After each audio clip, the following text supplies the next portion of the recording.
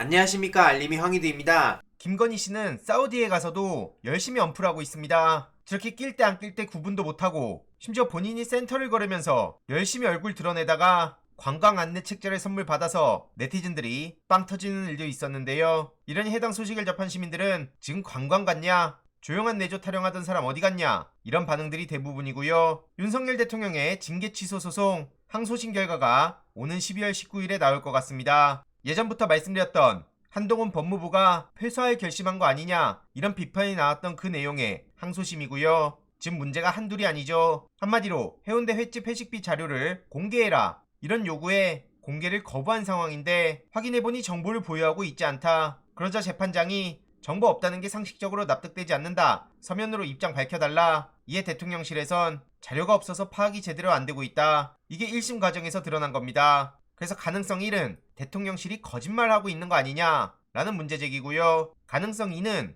만약 저게 사실이라 해도 문제다. 공식 행사에서 대통령이 누군가한테 얻어먹었다 이런 지적이 나올 수 있기 때문입니다. 뭐로 보더라도 문제란 얘기고요. 이와 관련한 비밀은 앞으로 재판에서 밝혀질 거로 보인다고 하죠. 2차 변론이 12월 7일에 열리는데 그날은 특활비 관련한 그 공개 행정소송 1심 선고가 잡혀있는 날이라고 합니다. 계속 관심 가지고 소식 전해드릴 예정이고요. 이재명 대표를 수사하던 이정섭이라는 차장검사 지금 문제가 드러났습니다. 그의 비위 의혹이 또 제기된 거죠. 대검 국감 과정에 김의겸 의원이 문제 제기를 했는데요. 한마디로 자기가 수사했던 그룹의 핵심 인물로부터 대접을 받는 게 과연 적절한 관계냐? 그러면서 사진을 공개했고 국내 굴지 재벌의 부회장이라며 재벌 해결사라고도 할 수 있다. 이렇게 비판했습니다. 문제의 사진인데요. 어떻게 저런 사람이 이재명 대표를 탈탈 털 수 있냐? 자격이 있냐? 이런 비판이 이어지고 있고요. 심지어 부장검사로 있으면서 해당 그룹을 수사하는 게 공정이냐? 이런 비판도 빠짐없이 나왔습니다. 이에 이원석 검찰총장은 가족 간의 사적 모임 아니냐 라면서 이걸 사적인 문제로 치부했고요. 김의겸 의원은 이정섭 차장검사의 직무 배제를 요구했고 문제 제기까지 했지만 이원석 총장은 처음 보는 내용이다 라면서 제대로 된 답변을 거부했다고 합니다. 그러면서 검사도 사람이다. 그리고 이정섭 차장은 고위검사도 아니다. 이런 식으로 얼렁뚱땅 넘어가려 하는데요. 그럼 민주진영 사람들은 사람 아닙니까? 이재명 대표는 사람 아닙니까?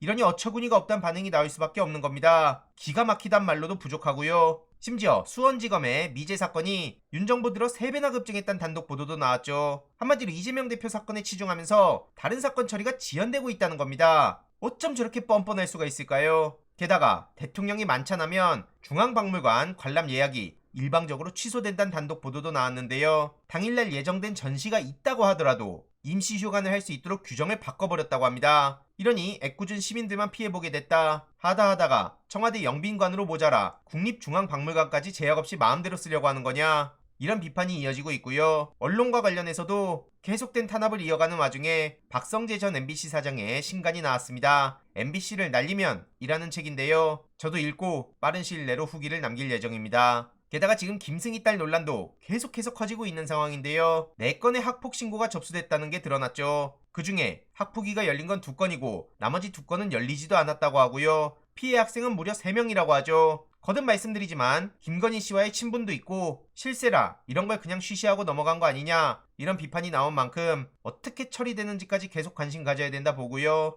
네이버 댓글에서도 패급 집합소다 오죽하면 이런 말까지 나오고 있습니다. 이외로도 한동훈 장관은 염치 없이 정치 간복이라는 것 같은데요. 이에 국힘 내부에서도 취지나 명분이 분명하지 않다 이런 얘기도 나오고 박지원 전 국정원장은 출마를 할 거면 탄핵 전에 결정해라 아니면 총리도 의원도 못한다고 지적했죠. 지금 정치가 문제가 아닌 걸로 보이는데요. 이외로도 유승민, 이준석 씨가 비례 2번을 다툴 가능성이 있다. 한마디로 국회에 진출하기 위해 지역구 출마가 아니라 비례를 노릴 수 있다. 그러면서 신당 얘기가 계속해서 나오고 있습니다. 이에 윤상현 의원은 이준석 신당이 국힘에 고춧가루를 뿌리는 거다. 그러니까 이준석 대표한테 나가라는 건 어리석은 일이다. 이렇게 주장하고 있는 겁니다. 금방 꺼질 이슈가 아니라 계속 전해드릴 예정이고요. 여기에 4.15 총선 타령하며 아직까지 부정선거를 주장하는 황교안, 민경욱 씨가 오늘 오전 이런 기자회견을 하기도 했습니다. 이런 상황에 혁신위원장이 와서 과연 뭘 제대로 바꿀 수 있겠냐 이런 비판도 나오는 데다 뒤에 김한길 씨가 있는 거 아니냐 배후에서 조종하는 거 아니냐 이런 비판이 나오자 김한길 측에선 그런 거 아니다 라고 해명을 하고 있는데요. 그럼에도 국민들이 호락호락하게 넘어가진 않는 것 같습니다. 아무튼 돌아온 이재명 대표의 비판처럼 내각 총사퇴는 해야 되고요.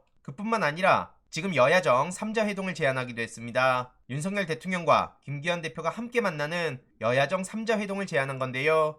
이게 어떻게 진행이 되는지도 소식 계속 전해드리도록 하겠습니다. 이번 내용도 유익했다면 구독, 좋아요, 알림 설정, 멤버십 가입 정말 큰 힘이 된다는 점 말씀드리고 싶습니다. 주위에 널리 공유 부탁드립니다.